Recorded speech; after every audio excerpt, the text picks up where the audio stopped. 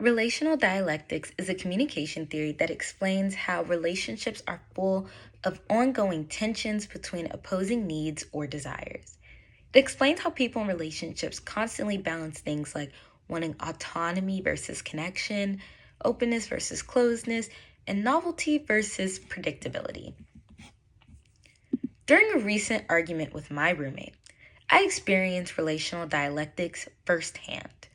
We had been spending a lot of time together, and I started to feel overwhelmed and craving more personal space. When I tried to communicate this to her, she became hurt and confused because she wanted our relationship to be closer. One night, she asked why I seemed so distant.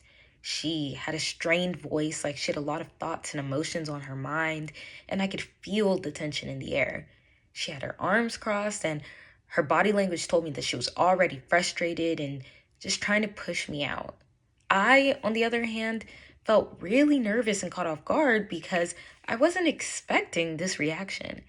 We were caught between the need for connection and the need for personal autonomy, the push pull tension described by relational dialectics.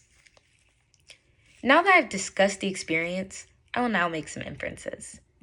This experience helped me realize how common these tensions are in close relationships and how they're not necessarily bad, but that they require a lot of communication and understanding.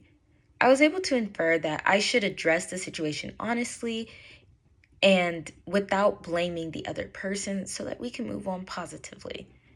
Now that I've made some inferences, I will discuss how these inferences can be transferred to other situations.